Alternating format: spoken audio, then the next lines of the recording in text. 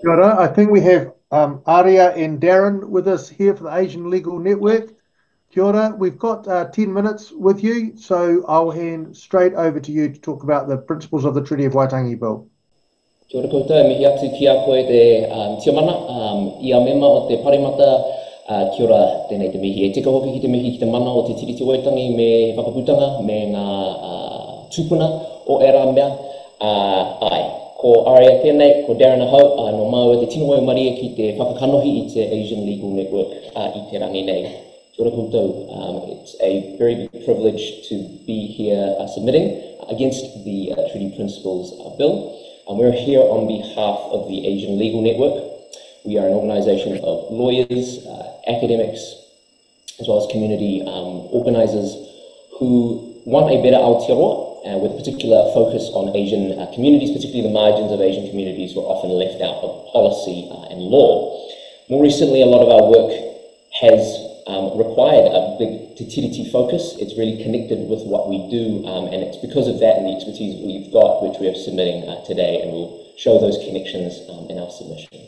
So, As Zhang said, we are speaking today in strong opposition of the Treaty Principles Bill. I'd like to begin with an overview of our submissions today. In the interest of time, we will defer to our Chinese is with its whole presentation up into the body here. Beautiful. All right. In the interest of time, we will defer to our written submissions on the full reasons of our opposition. We tautoko the submissions before us that oppose the bill on similar grounds of reasoning, in particular, but not limited to, the submissions of Te Whangāreitia Māori o Aotearoa and Asian supporting tino rangatiratanga, as well as the group of 50 King's Councils that spoke before us. Today, we will focus on our fifth ground of opposition, that the bill may lead to detrimental, unintended consequences for other equity measures and specific protections for marginalised peoples. There is no doubt that the bill will be disproportionately and detrimentally harmful towards tangata whenua. As Tauiwi, we are sharing our perspectives in support of he whakaputanga and te tiriti, in support of tangata whenua, in support of tino rangatiratanga. Today, we wish to share the impact the bill will have on our community to show that tangata whenua are not alone in the collective fight against colonialism. So often we get asked, why is the Asian Legal Network interested in Te Tiriti Waitangi? In short, we think it's the right thing to do. If we're pursuing a good foundation, we think for Aotearoa, for belonging for Asian peoples, it's important to get it right. And we think Te Tiriti sets a good framework for this. But also, a lot of the reason why Te Tiriti gets disregarded is because of colonisation. And the problem for us is many of our peoples have faced colonisation both here and abroad. So there's an affinity against measures that are colonial. But more specifically, there is the adage that what's good for Te Ao Māori and Te Tiriti is good for Aotearoa. We think this bill is a really good example of what is bad for Te Tiriti and Te Ao Māori is bad for Aotearoa. So our focus is going to be specifically how this addresses Asian communities in particular. But we total everything that's already been said about how it overrides Te Tiriti o Waitangi. I'll just pause, Rawiri, if you had a... Oh, so we'll stop for questions at the end, but there are three key points that we'll highlight as to why Asian communities will be feeling a bit anxious about this bill passing through. The first is there is a huge consolidation of power in Parliament to override the courts. We've heard about the ability to define rights, retrospectively change rights. Now, the terrifying part of this is these rights are much bigger than just rights. These are constitutional foundations. The Waitangi Tribunal found, and we mihi to fire Kathleen just before talking about Wiparata, the Waitangi Tribunal said that this bill has the ability to turn back the clock to Wiparata 1877.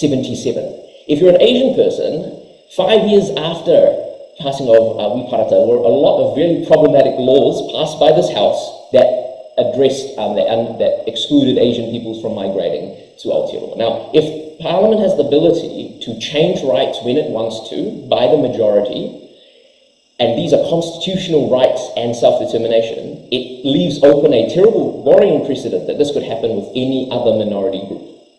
So that is one of the problems of it's not just separation of powers and a legalistic idea. This will have potential consequences for other minority groups and minority rights. The second part is that equality has been misused in this particular principle, the redefined Principle 3, to undercut equity measures.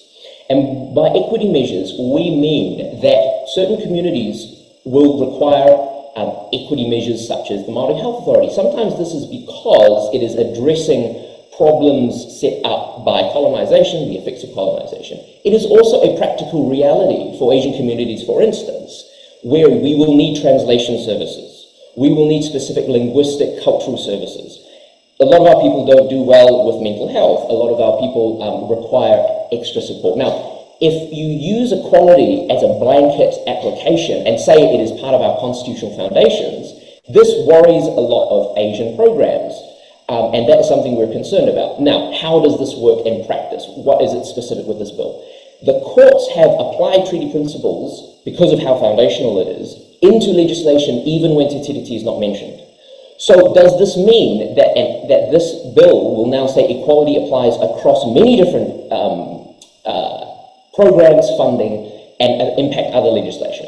At best, it creates a very convoluted, unclear sense of what the law is. This can create a chilling effect on decision makers to fund, say, Asian family service providers, for instance.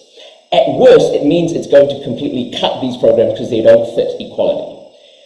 That's the worst part of what could happen. Now, it is possible that someone who sponsors this bill might say, oh, actually, we didn't mean for this to apply to everyone, which begs the question, who does this apply to? Which would mean that this bill just only applies to Māori and Māori rights and Māori equity measures, which ironically means that Māori are targeted in applying equality measures, which in itself is self-defeating. So it either applies across all equity measures, which is bad, or it just applies to Māori equity measures, which is very bad.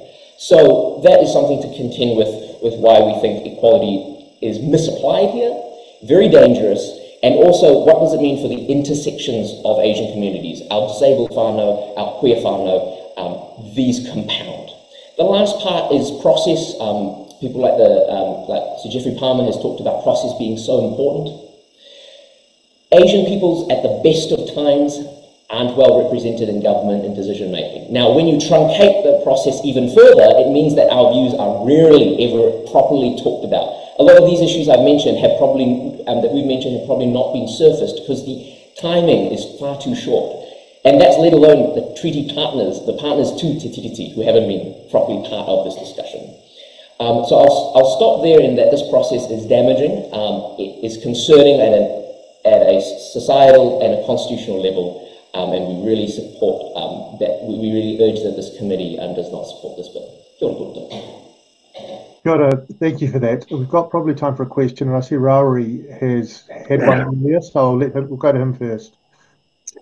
Oh, tēnā koe, Darryn. Ia oti rā, ki tā kōrero I tēnei rā. I just wanted to say, apologise for my mute not being on, but I was really, really blown away by your introduction to the presentation, and thank you for the kōrero in your presentation and the insightful knowledge that you shared with us. Just very quickly, the Tiriti o Waitangi, before the Treaty Principles Bill was presented into this particular process, Aotearoa has been a very inclusive country before that, and this has created some huge angst and division within the country. Have you seen a big change, just in your own observation, since the introduction of the Treaty Principles Bill in the way you see your legal practice, or just even in your own community, or and even in your own whānau? I'm based in Tamaki Makaurau. The amount of violence that Asian peoples have faced has increased, types of racism. That's because Asian peoples have always largely been a punching bag when things have gone wrong. Economy turns down, blame the migrants who come in. This is a global trend. The lack of social cohesion is terribly concerning for us, and the process of this bill, with the lack of public consultation and education as well, has meant that this will be an increased risk. Yes. Kia ora. Look, thank you for that. And I echo Rawiri's acknowledgement of your reo. Steve, unfortunately, we don't have time for a question from you, so we'll move on to our next submitter.